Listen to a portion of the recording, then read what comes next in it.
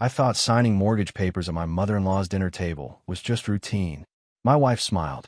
Her sister poured more wine. Diane called me. Such a cooperative husband. 3 weeks later, I discovered I'd signed away my $920,000 house. But here's what they didn't know. A hidden camera had been watching them plan everything. And I'd been watching that footage for weeks before I ever picked up that pen. My name is Thomas Harrison, though everyone calls me Tom. I'm 47 years old, a civil engineer who spent the last 22 years designing bridges and highway systems across Northern California. I've been married to Amanda for 19 years.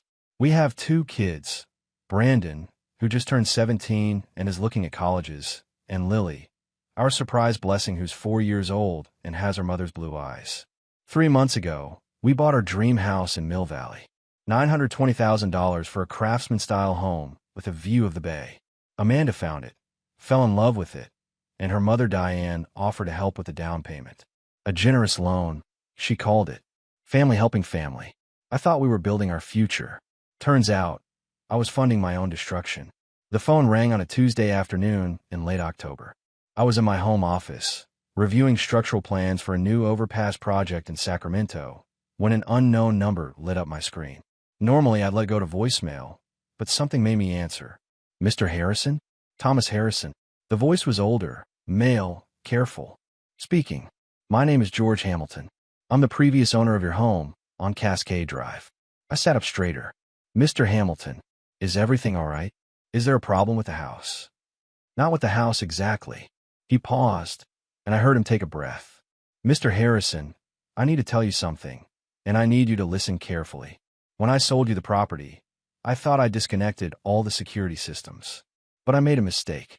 There's a CCTV camera still active in your living room, hidden in the smoke detector above the fireplace. It's been recording to my cloud storage. My stomach tightened. You've been recording inside my house. Not intentionally. I only discovered it yesterday when I was reviewing my storage subscriptions. I was going to delete everything without looking, but the file sizes were large, which meant recent activity. So He trailed off. I watched some of it. Mr. Harrison, I saw what your wife, your mother-in-law, and your sister-in-law were planning while you were at work. Don't tell your wife about this call. Come alone. We need to meet. The world tilted sideways. What did you see? My voice sounded distant, like someone else was speaking. Not over the phone. Tomorrow, 2 o'clock. There's a coffee shop called the Daily Grind on Miller Avenue. I'll be in the back corner. Come alone, Mr. Harrison. And don't tell anyone about this call. He hung up. I sat there, phone in hand, staring at nothing. Downstairs, I could hear Lily singing to herself in the playroom. Through the window, I watched a hawk circle lazily above the redwoods. Planning what? I didn't sleep that night. Amanda came home around 6 with Lily, both of them laughing about something that happened at Diane's house. My daughter ran to me, arms wide, and I picked her up like I always did. She smelled like cookies and her grandmother's expensive perfume. Daddy, Grandma, let me help make snickerdoodles. Lily wrapped her small arms around my neck. Did she now? I forced a smile, looking over her head at Amanda. My wife set her purse on the kitchen counter. She was wearing a new dress I hadn't seen before, something elegant and probably expensive. Mom's been teaching her to bake. It's adorable. I'm sure it is. I set Lily down gently. Hey, sweetheart. Why don't you go wash your hands? Almost time for dinner. As her daughter skipped toward the bathroom, Amanda moved closer. You okay? You look tense. Just a long day. The Sacramento project is running into soil stability issues. The lie came easily. Too easily. She kissed my cheek. My hard-working engineer. What would we do without you? I wanted to ask her the same question. What would she do without me? Apparently, she'd been planning that answer with her mother and sister. Brandon came downstairs then, backpack slung over one shoulder. At 17, he was already taller than me, with Amanda's dark hair and my build. Dad, can I borrow the truck Friday night? There's a party at Jake's place. We'll talk about it later. I ruffled his hair, and he ducked away with a grin. Dinner was the same as always. Amanda talked about her volunteer work at the community center. Brandon complained about his AP history teacher. Lily told us an elaborate story about a squirrel she'd seen in Grandma Diane's yard. Normal family conversation. The kind of evening I'd lived 1,000 times before. Except nothing was normal anymore. After the kids went to bed, Amanda and I sat in the living room. She was scrolling through her phone, occasionally smiling at something. I pretended to read engineering journals, but my eyes kept drifting to the smoke detector above the fireplace. Somewhere inside that innocent-looking white disc was a camera, recording us, recording everything. Had it captured them planning whatever George Hamilton had seen?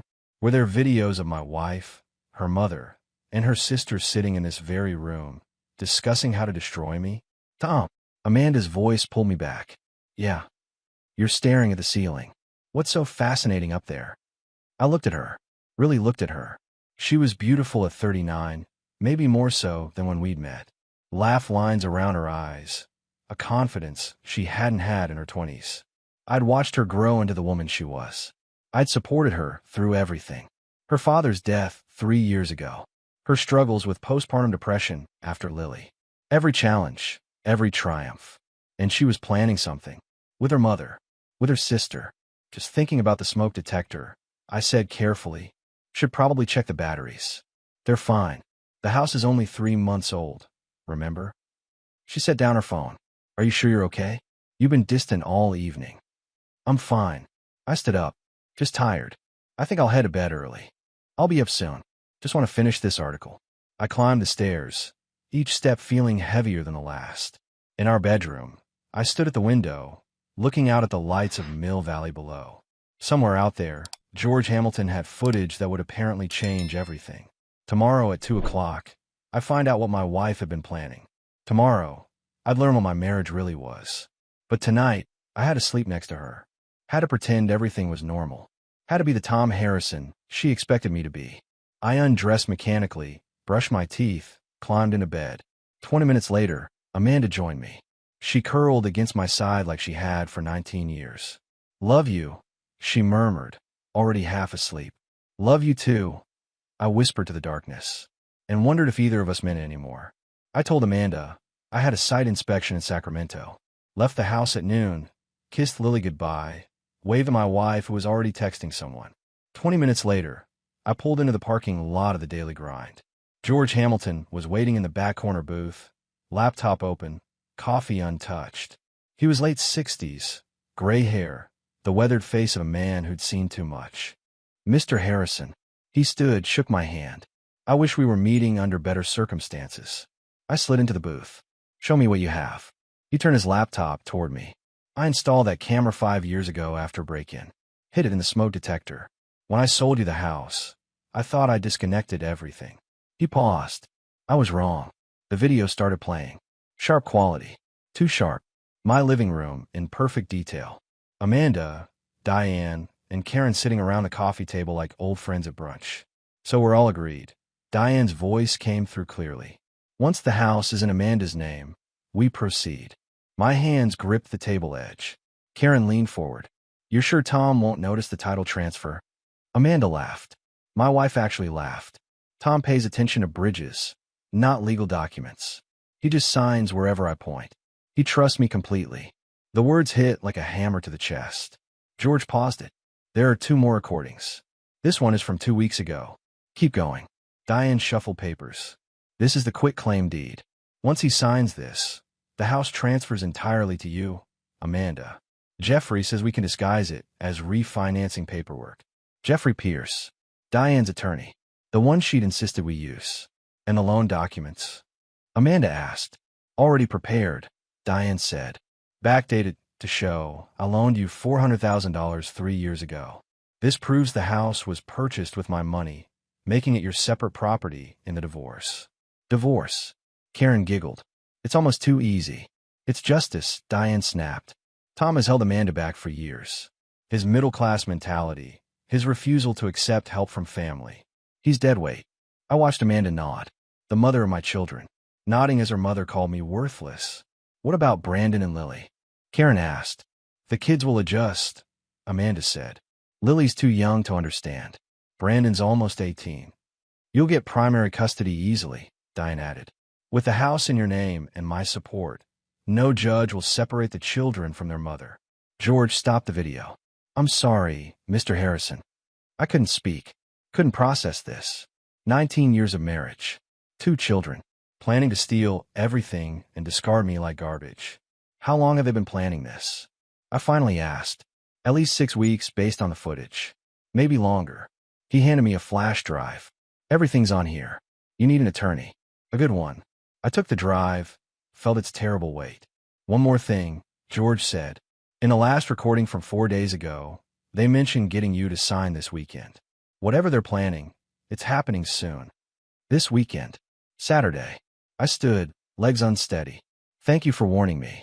I was married once, he said quietly.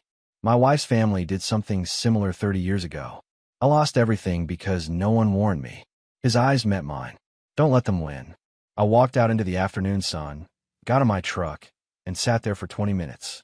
Then I pulled out my phone and started searching for divorce attorneys who specialized in fraud. Laura Mitchell's office was in downtown San Francisco, 12th floor with bay views. She was 41, sharp eyes, the kind of lawyer who'd seen every marriage scam ever invented. Mr. Harrison. She shook my hand firmly. Show me what you have. I handed her the flash drive. My wife, her mother, and her sister are planning to steal my house through fraud.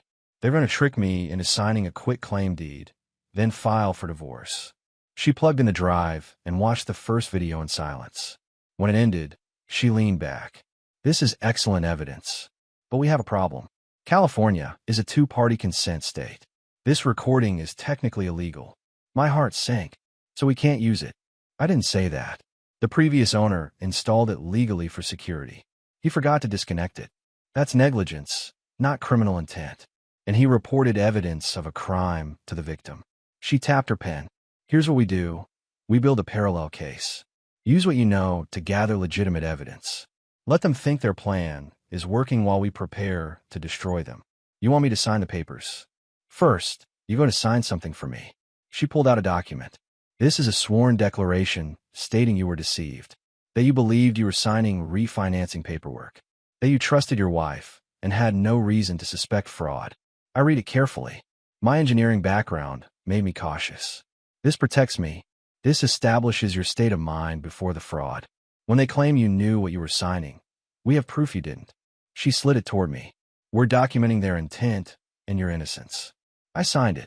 Her assistant notarized it immediately. Now tell me everything about your wife's family, Laura said. I spent 90 minutes explaining. Diane's old money background, her contempt for my middle-class upbringing, how Amanda had changed over the years, becoming more like her mother, Karen's transactional view of marriage. Laura took detailed notes. This isn't your wife's idea. This is Diane's plan. She's done this before, I'd bet on it. She controlled Amanda's father through money, and now she's teaching her daughters the same playbook. What do I do? Go home. Act normal. This weekend when they present the papers, sign them. Let Amanda think it worked. Meanwhile, I'll investigate Diane Westbrook and Jeffrey Pierce. I'm also filing a sealed motion with the court establishing our fraud claim before they file for divorce. How long do I pretend? Until they make their move. Once Amanda files using that fraudulent deed, we strike. We reveal everything. The recordings. Your statement. We don't just win, Mr. Harrison. We destroy their credibility completely. I left with a plan and renewed purpose. They thought I was weak, trusting, easy to fool. They were about to learn how wrong they were. Friday night, Amanda suggested we have dinner at Diane's on Saturday. Just family, she said. Nothing formal. Her mother wanted to see the kids, and Karen would be there with her husband. Sounds great, I said, not looking up from the engineering journal I was pretending to read. What time? 6 o'clock. Mom's making pot roast. She paused. You know how she worries about us. She just wants to help. Help. The word tasted bitter. Saturday arrived with clear skies and the weight of knowing what was coming. I spent the morning with Brandon, helping him change the oil in his car. My son was talking about college applications, asking questions about engineering programs, debating between Stanford and Berkeley. What do you think, Dad? He wiped his hands on a rag. Stanford has the better program, but Berkeley is closer to home. I looked at my 17-year-old son, so close to adulthood, and wondered how this divorce would affect him. Whether he'd choose sides. Whether Amanda would turn him against me. Choose the school that challenges you most, I said. Don't make decisions based on geography or comfort. Make them based on where you'll grow. He nodded, considering this. Thanks, Dad. At 4 o'clock, I showered and changed in casual clothes. Amanda was getting Lily ready, brushing our daughter's hair while singing some Disney song. A normal family getting ready for dinner with Grandma. Except nothing was normal anymore. We drove to Diane's estate in Mill Valley, a sprawling property that screamed old money. Brandon rode up front with me, talking about his history teacher. Lily sat in back with Amanda, chattering about a playground incident involving a boy named Tyler and a disputed swing. Diane's house was everything ours wasn't. Traditional, established, the kind of place that had been in the family for generations. She greeted us at the door, all warmth and smiles. Thomas, Amanda, and my beautiful grandchildren. She hugged everyone, lingering longest with Lily. Come in, come in. Karen and David are already here. Karen was Diane's younger daughter, Amanda's sister. She'd married a corporate lawyer 5 years ago and lived in a condo in San Francisco that cost more than most houses. She was sitting in the living room with her husband David, both of them holding wine glasses. Tom, Karen stood to hug me. It's been too long. Had it? We'd seen them 3 weeks ago at some charity event Diane had organized. Dinner was exactly as planned. Pot roast, roasted vegetables, Diane's famous dinner rolls. The conversation flowed easily. Karen talked about a vacation they were planning to Italy. David discussed a case he was working on. Brandon mentioned his college applications. Lily told everyone about her preschool turkey craft. I played my part, laughed at jokes, complimented the food, asked polite questions, all while watching Amanda and Diane exchange glances I wasn't supposed to notice. After dinner, Diane suggested the men take coffee in the library while she and Amanda cleaned up. I almost laughed at the transparent manipulation. Get me away from the women. Keep me occupied. David and I sat in Diane's library with Brandon, making small talk about sports and politics. Through the doorway, I could see into the dining room where Diane, Amanda, and Karen were gathered around the table, papers spread out, having an urgent whispered conversation. The papers. The fraudulent documents they were about to have me sign. Tom, you look distracted, David said. Everything okay? Just tired. Work's been demanding lately. I hear you. The grind never stops, does it? 20 minutes later, Amanda appeared in the doorway. Honey, can you come here for a second? I need you to sign some paperwork. This was it. I followed her to the dining room. The table had been cleared except for a neat stack of documents and a pen.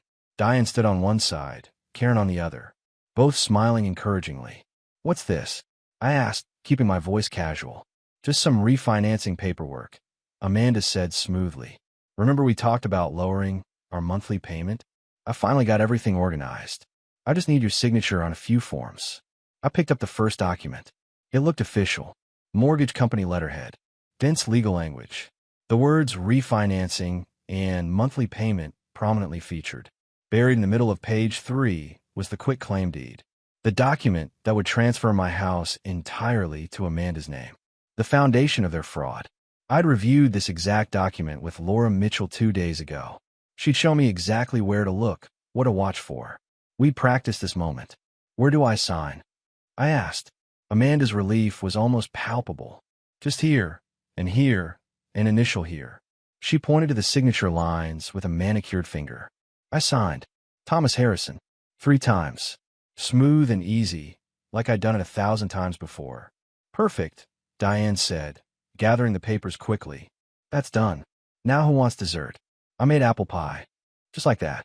19 years of marriage, 22 years of building a career, everything I'd worked for, signed away in 30 seconds. Karen hugged me. Thanks for being so cooperative, Tom. Some men make such a fuss about paperwork.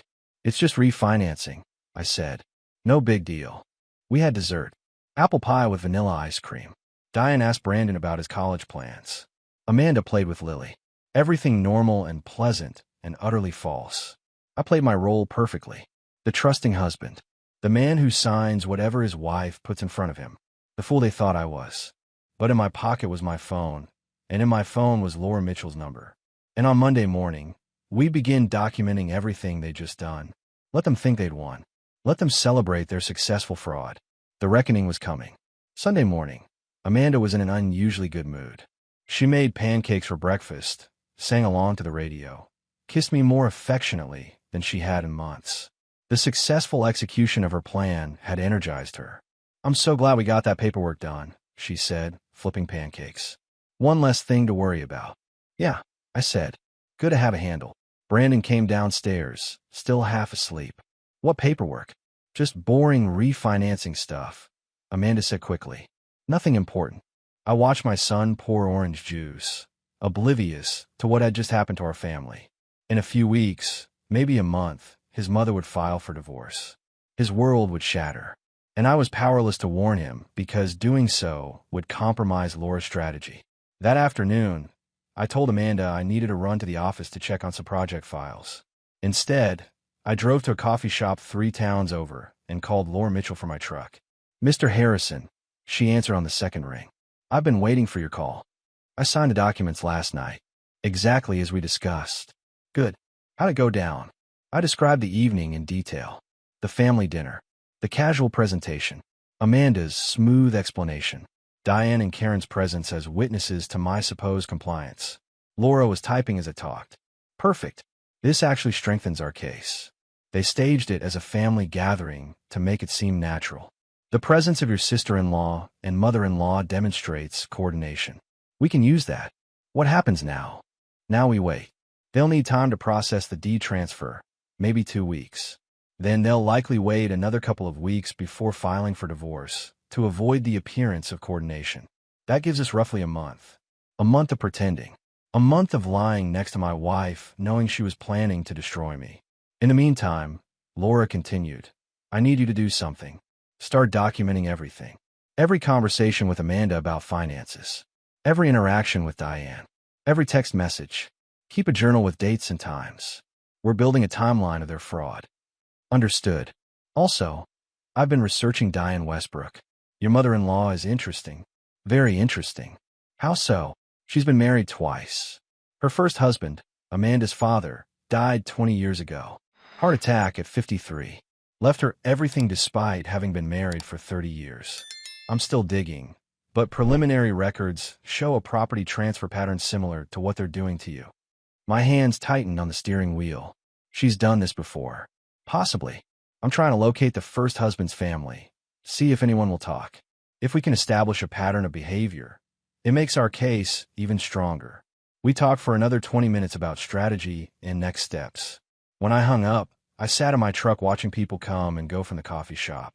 Normal people living normal lives, unaware that the man sitting in the Ford F-150 was waging a secret war against his own family.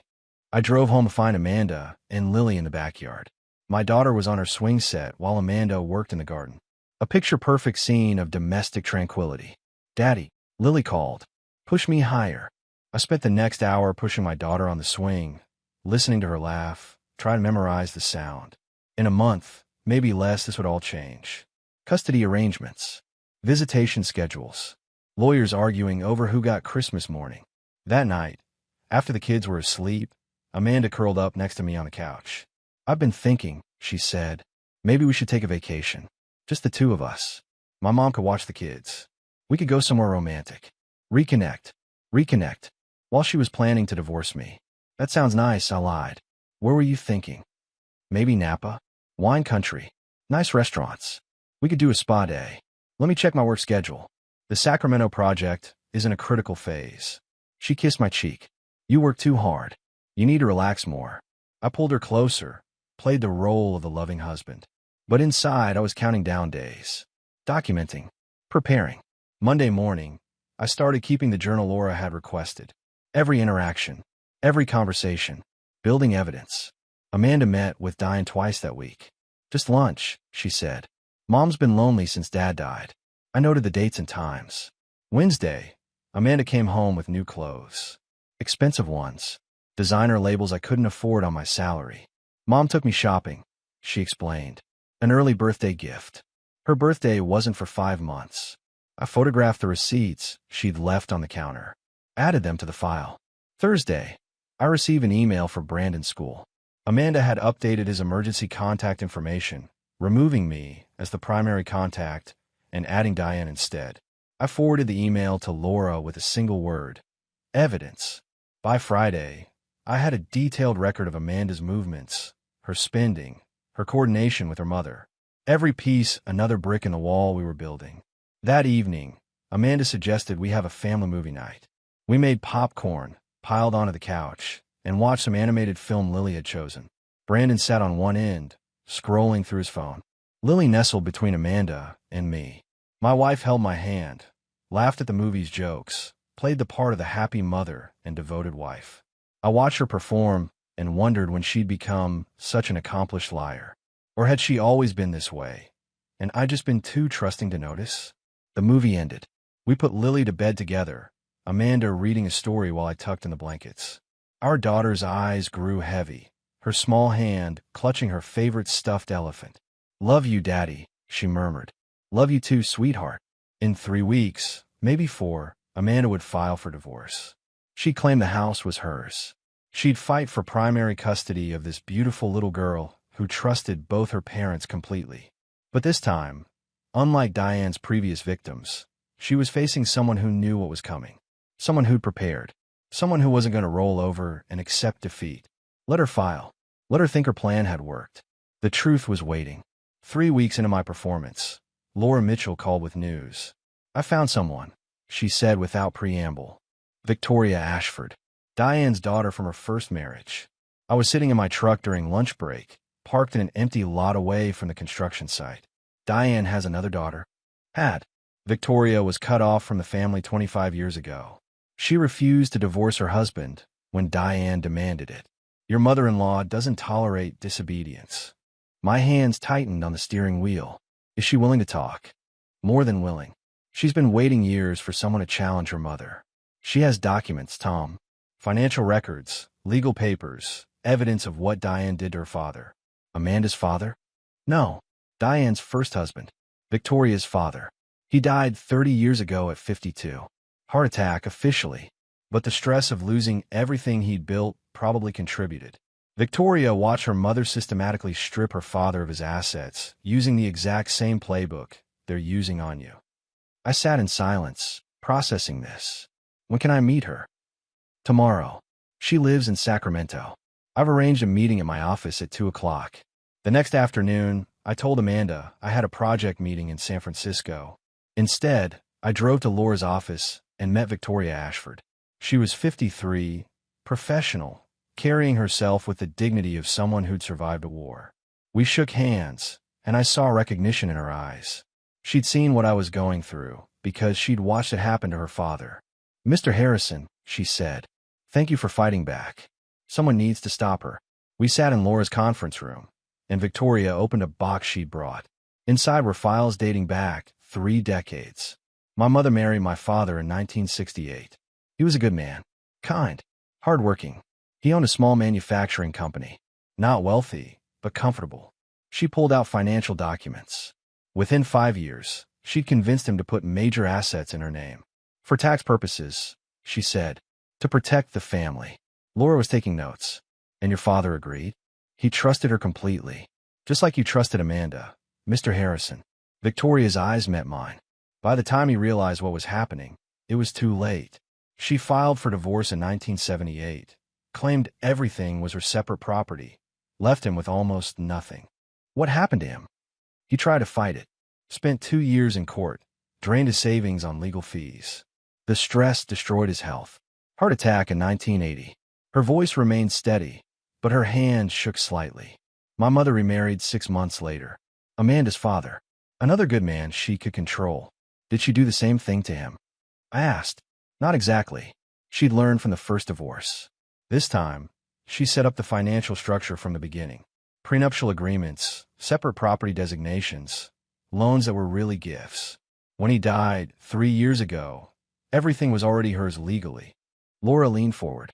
"Victoria, would you be willing to testify about this pattern of behavior?" "I've been waiting 25 years for someone to ask." She pushed the box across the table. "It's all here. Financial records, court documents, my father's diary from the divorce proceedings.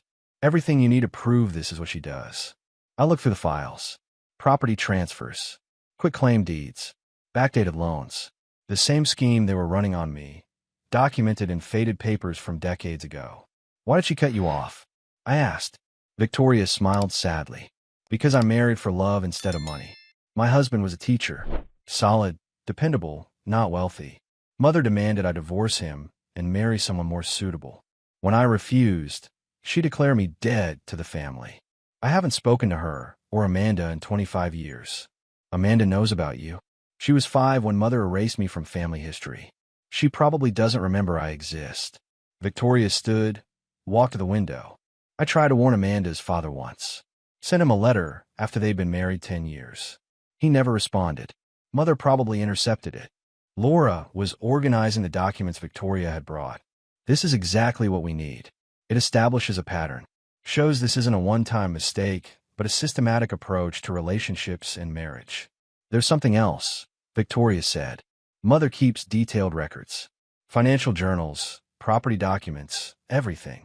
She stores them in her library, in the safe behind the bookshelf. The combination is her wedding date to my father. She's never changed it. Too sentimental about her first successful operation. I stared at her. You're suggesting we break into her house. I'm suggesting that if someone happened to access those records legally, perhaps through proper discovery procedures in a lawsuit, they'd find decades of evidence.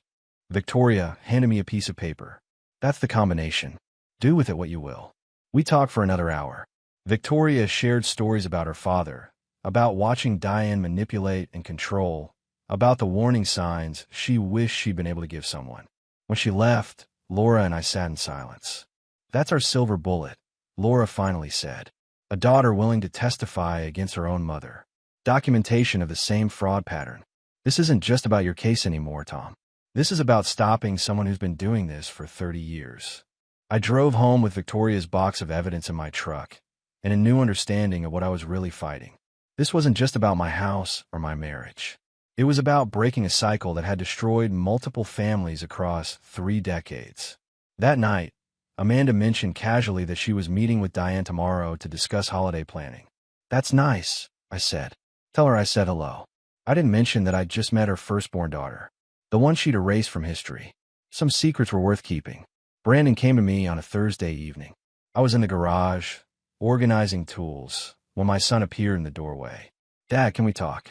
Something in his voice made me set down the wrench I'd been holding. Of course. What's wrong? He closed the garage door, ensuring privacy. At 17, he was almost a man, but right now he looked uncertain, troubled. I heard something I wasn't supposed to hear. He pulled out his phone. I came home early from Jake's yesterday. Mom didn't know I was back. She was on the phone in the kitchen with Grandma Diane. My heart rate increased. Okay. I recorded it. I know that's messed up, but something felt wrong, so He trailed off, held out his phone. You need to hear this, Dad. I took the phone, pressed play. Amanda's voice came through clearly. Mom, I don't know if I can do this. He signed the papers. The house is in my name now, but actually filing for divorce. Amanda's voice wavered. He's a good father. The kids love him. Diane's response was ice cold. We've been over this, Amanda. You've wasted 19 years on a man who can't provide the life you deserve. Don't get sentimental now. The plan is working perfectly. But what about Brandon? He'll be devastated. And Lily's so young. The children will adjust. They always do. Once the divorce is final and you're properly settled, you'll meet someone appropriate. Someone from our circle. The kids will have a better life. Better opportunities. I just feel like maybe we're being too harsh. Tom's not a bad person. No, he's just the wrong person. There's a difference. Now, Jeffrey says we should file within the next 2 weeks. The house transfer is complete. The loan documentation is solid. The longer we wait, the more risk there is of him discovering something. My son's voice pulled me back. Dad, what's she talking about? What house transfer? What divorce? I looked at Brandon, my 17-year-old son who just discovered his mother was planning to destroy our family. I'd wanted to protect him from this. Wanted to keep him out of it until everything was resolved. But he found out anyway. And now I had to decide whether to lie or bring him into the truth. Sit down, son, I said. There's something I need to tell you. We sat on the garage floor, backs against my truck, and I told him everything. The camera George Hamilton had forgotten. The videos of Amanda, Diane, and Karen planning the fraud. The quitclaim deed I'd signed 3 weeks ago. Laura Mitchell's strategy. Victoria Ashford's testimony. Brandon listened without interrupting, his face cycling through disbelief, anger, and finally cold determination. So Mom and Grandma are stealing our house, he said when I finished. Yes, And they're planning to divorce you and take Lily and me? That's their plan. He was quiet for a long moment. Then, what can I do to help? I looked at my son, seeing the man he was becoming. Brandon, I don't want to drag you into this. You shouldn't have to choose sides between your parents. I'm not choosing sides, Dad. I'm choosing what's right. His jaw set in a way that reminded me of myself. Mom's committing fraud. Grandma's manipulating everyone. That's wrong, period. So what can I do? Right now? Nothing. Just act normal. Don't let your mother know you suspect anything. Can you do that? I've been doing it since yesterday. He stood, offered me his hand to pull me up. Dad, I'm almost 18. In 2 months, I'm legally an adult. Whatever custody battle happens, I can choose where I live. And I choose you. The words hit harder than I expected.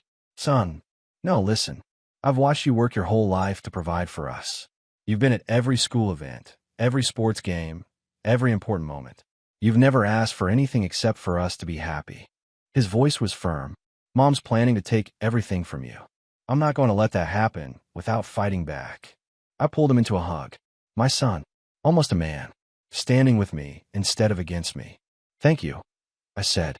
That means everything. There's something else, Brandon said when we separated. That recording I made. Can your lawyer use it? I'll ask her. It might be admissible since you're a member of the household, and Amanda had no expectation of privacy in her own kitchen. Good. Because I also have text messages. Mom's been texting Aunt Karen and Grandma in a group chat. I borrowed her phone yesterday while she was in the shower and forwarded them to myself. I stared at him. You did what? Dad, you taught me to always be prepared, to anticipate problems, to gather information before making decisions. He pulled up the messages on his phone. This is information, and it proves they've been planning this for months, not weeks. The messages were damning. Discussions about timing, strategies for keeping me unaware, plans for after the divorce. Everything in digital black and white. Brandon, this is incredible. But son, you can't tell your mother what you know. This has to stay between us and Laura. I know. I'm not stupid. He paused. Is it weird that I'm not more upset? Like, I should be devastated that Mom's doing this, but mainly I'm just angry. That's not weird. That's normal. The hurt comes later. Right now, you're in shock and running on adrenaline. He nodded. I need to protect Lily. She's too young to understand, but she's going to be caught in the middle of this. We'll both protect her. That's what we do. That night, Amanda came home from her meeting with Diane in good spirits. She chatted through dinner about holiday plans, asked Brandon about his college applications, helped Lily with the art project. The perfect mother, the devoted wife. And our son and I sat across from her, knowing exactly what she was planning, playing our own parts in this elaborate performance. After the kids went to bed, I forwarded Brandon's recording and the screenshots to Laura with a message. New evidence.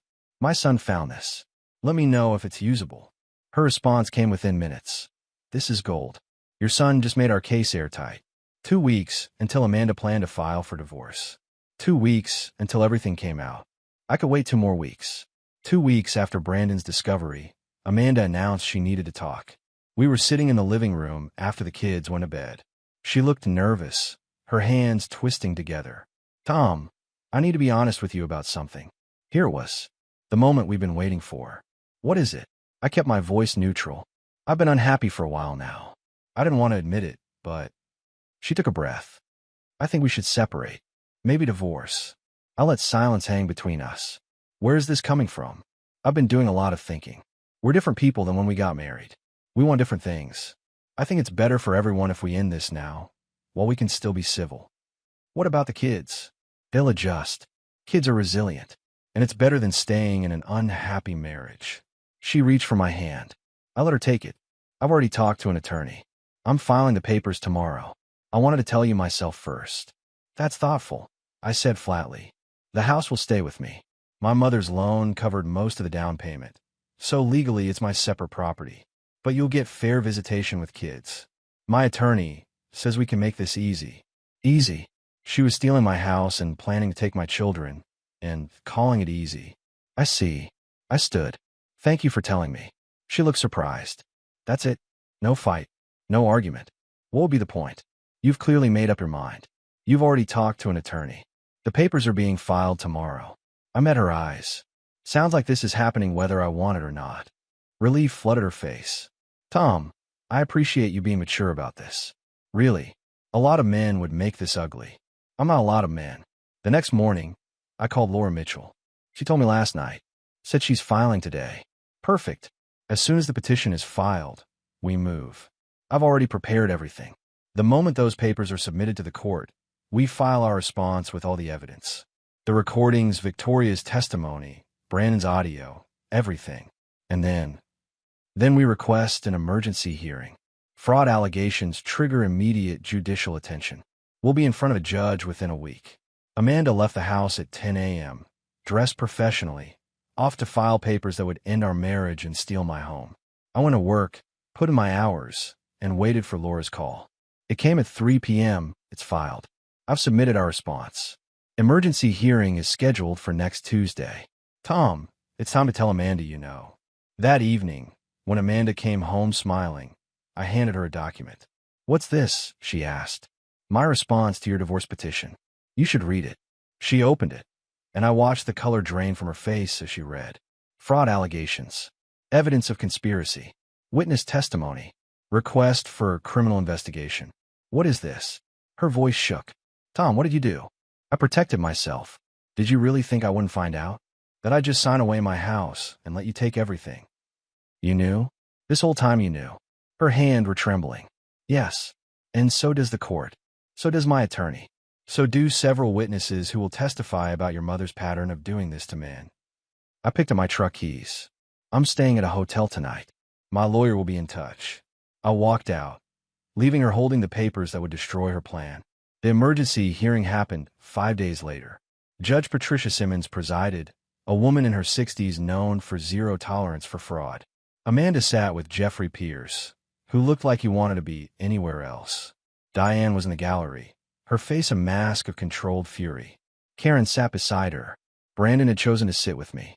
My 17-year-old son, publicly taking his father's side. Laura presented our case methodically. The videos from George Hamilton's camera played on the courtroom screen. Audio of Amanda, Diane, and Karen planning the fraud, discussing how to trick me, calling me dead weight. Jeffrey Pierce tried to object, but Judge Simmons silenced him with a look. Then came Victoria Ashford. Diane's face went white when her estranged daughter walked to the witness stand. Victoria testified about watching Diane destroy her father 30 years ago, about the same patterns, the same tactics, the same backdated loans and property transfers. This isn't a mistake, Victoria said. This is what my mother does. She did it to my father. She positioned herself to do it to Amanda's father. And now she's taught her daughter to do it to Mr. Harrison. Brandon's recording played next. Amanda's voice admitting the house transfer was complete. Diane pushing her to file quickly before I discovered anything. When Laura rested our case, Judge Simmons turned to Jeffrey Pierce. Does your client have any defense to offer? Pierce conferred with Amanda, who was crying. No, Your Honor. My client wishes to withdraw the divorce petition. Too late for that, the judge said. This court is referring this matter to the district attorney for criminal investigation. Mrs. Harrison, you and your mother should expect to be contacted by law enforcement. Mr. Pierce, I'm forwarding your conduct to the state bar. She turned to me. Mr. Harrison, the quitclaim deed signed under fraudulent pretenses is hereby voided. The property at 428 Cascade Drive is restored to joint ownership. You're awarded primary custody of both minor children, pending further proceedings. The gavel came down. Amanda's plan had collapsed completely. Outside the courtroom, Brandon hugged me. You did it, Dad. We did it. I corrected. You and Victoria and Laura and everyone who refused to let them win. 2 months later, the divorce was final. I kept the house. Brandon chose to live with me full-time. Lily had primary residence with me, with Amanda getting supervised visitation while the criminal investigation proceeded. Diane was charged with conspiracy to commit fraud. Jeffrey Pierce was disbarred. Amanda accepted a plea deal that avoided jail time, but required restitution and probation. I stood in my house, the one I'd almost lost, watching Brandon help Lily with her homework. My son was heading to Berkeley in the fall. My daughter was thriving with the stability of a predictable routine. The battle had been hard, but I'd fought back. I protected what was mine. And my children learned that standing up for what's right matters more than keeping the peace. That was the lesson worth teaching.